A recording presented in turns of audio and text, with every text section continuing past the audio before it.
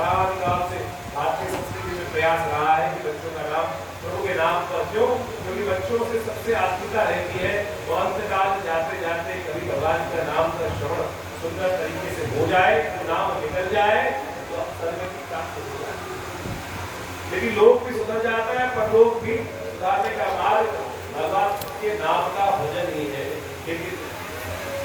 विचित्र विडंबना भारतीय संस्कृति की रही है कि हमारी संस्कृति में समय समय पर आज व्यंग्य के रूप में हमारे संस्कृति को उपस्थित किया जाता है हमारे रूप के द्वारा। आज आवश्यकता है कि हम इन कथाओं का आदि भौतिक वास्तविक कथा तो समझते ही है, लेकिन आदि भौतिक ज्ञान है, हम इसको समझने का प्रयास करें। ये कथा के माध्यम से हमारी संस्कृति का वास्तविक मूल क्या है, जब तक वो नहीं समझेंगे तब तक विधर्मी हमारे जीवन में हमारे समय सामने ही हमारे धर्म का उपहास करते हैं। एक सीधा सा वाक्य उपस्थित होता है, हमारे दिव्य बनती हैं अनेक प्रकार से विडंबना, हमारे देवताओं पे ही प्रश्न लगा देते हैं। भगवान गणेश की आकृति को यदि समझने का प्रयास करें तो उस पर ही लोग प्रश्न लगा देते कि गणेश नाम की कोई चीज हो सकती है क्या, कभी कैसे उपस्थित हो सकती है। हमारे ही बच्चों को ज्ञान नहीं हो पाता। आज साइंस में 6 क्लास पढ़कर 10 क्लास पढ़कर बच्चे ऐसे प्रश्न कर देते हैं कि हम उसका जवाब नहीं दे पाते। कारण ये है कि हमने केवल कथा पढ़ ली, लेकिन कथा के पीछे वैज्ञानिकता क्या थी, हम उस सिद्धांत को अपने बच्चों को समझा नहीं पाए। आज फिल्मों के माध्यम से, व्यंग्य के माध्यम से, स्टेज शो के माध्यम से हमारे धर्म पर विभिन्न प्रकार के आघात किए जाते हैं और हम केवल हंसकर उसको सुनकर बैठ जाते हैं। कारण उसका ये है कि हम जो सीधे साधे सरल लोग हैं वही कथा में आते हैं, जो थोड़े बहुत पढ़ लिख लेते हैं वो कहते हैं हमको कथा में जाने ही नहीं। इसका कारण सीधा समझ लीजिए, हमने अपने विद्वानों का सम्मान स्वयं करना नहीं सीखा। घर में कोई कथा होती है, सत्संग कथा होती है, बच्चा पढ़ने वाला होता है, तो हमारे माता पिता हम क्या कहते थे बचपन से, अरे तू क्या पढ़ ले, फालतू का हम ही कर लेंगे। और जब हमने बाल्यकाल से बच्चों के दिमाग में ये बात डाल दी तो बच्चा यही सोचेगा ये फालतू काम है। जब तक हम बच्चे के मन में संस्कार, कर्म करना मेरा अधिकार, फल देना परमात्मा अधिकार, ये सत्य है, अवश्य में वो भोक्तव्यम कृतं कर्तव्यम, जो जब शास्त्र कहता है तब उस सिद्धांत को क्यों नहीं समझते। तब हम पूजा पाठ को फालतू की बात कैसे कह देते हैं कि भैया पढ़ ले, पढ़ लिख कर ही नवाब बनेगा। अरे परमात्मा की आराधना करके संसार के लोग त्याग कर, लोग को त्याग कर परलोक में जाकर अपनी परलोक की गति सुधार लेते हैं, तो क्यों नहीं हो सकता। आज कारण ये रहा कि हमने उस राम नाम को सही रूप में समझा नहीं। देखिए समझ लीजिए, राम नाम सब कोई कहे ठग ठाकुर और चोर। राम राम सब कोई कहे ठग ठाकुर और चोर। देखिए आपने उसमें वो डाकू डकैती करने जाते तो मैंने कहते जय भवानी, उसका काम था, लेकिन अपने इष्ट को पूछ के जाता था वो। अब इसमें गलती या सही क्या दिक्कत है भाई?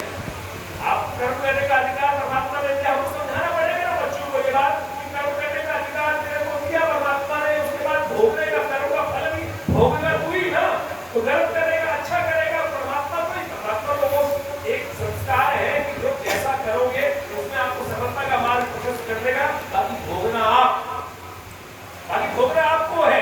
तो यही हमें वास्तविक कथाओं के सार को आज अपने बच्चों को समझाना है। जब तक हम बच्चों को, अपने जवानों को, अपने बच्चों को लाएंगे नहीं कथाओं में पढ़कर। मैकाले ने कोई आज से 150 साल पहले जो व्यवस्था बना दी, हमारे एजुकेशन सिस्टम से हमारे को संस्कार विहीन करने की बात बना दी। जब वो इसने देश में देखा कि हम इस देश में राज नहीं कर सकते, इस देश में कितने हमले हुए आपको पता है, 2000 सालों से लगातार एक के बाद आक्रामकता इस देश में आते रहे, फिर भी सनातन आज भी जीवित है। कितनी संस्कृतियां विध्वंस हो गई, लेकिन सनातन अनादिकाल से है, अनादिकाल तक रहेगा।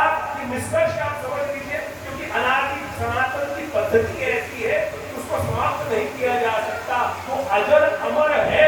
सिद्धांत हमारे ऐसे हैं, लेकिन हम क्या योगदान दे रहे हैं बच्चे पर? सवाल ये उठता है, हम अपने बच्चों को लाने का प्रयास नहीं करते, बच्चों को सिखाने का प्रयास नहीं करते। करते। देखिए मैं हमेशा एक बात सोचता हूँ, हमारा आश्रम विवेकानंद आश्रम धुलेजी में है, तो पेड़ की डाल छोटी होती है, कोमल होती है, तब तो उसको साध लो, जहाँ दिशा दोगे वो दिशा दे दोगी। जब वो मोटी हो जाएगी तब उसको मोड़ने का प्रयास करोगे, टूट जाएगी, बदलेगी नहीं। तो यही सिद्धांत हमारे घरों में हो रहा है।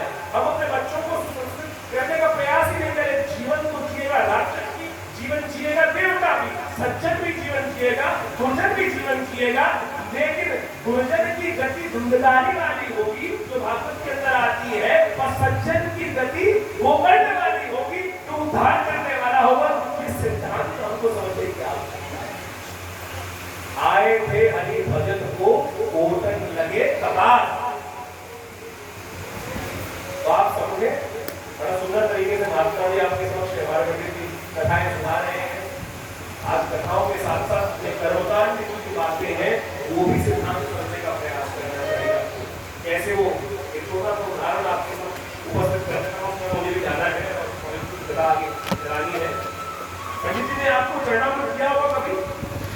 मंदिर जाते हैं, मंदिर सब जाते हैं ना, पंडित जी चरणामृत लेते हैं। पंडित जी एक मंत्र बोलते हैं, अकाल मृत्यु हरणम सर्व व्याधि विनाशम विष्णु पादोदकम विद्वा पुनर्जन्म न विद्यते। अर्थ समझ आ गया? अकाल मृत्यु हरणम, सर्व व्याधि विनाशम, अकाल मृत्यु दूर हो जाएगी, समस्त प्रकार के कष्ट दूर हो जाएंगे। विष्णु पादोदकम विद्वा पुनर्जन्म न विद्यते, मोक्ष हो जाएगा।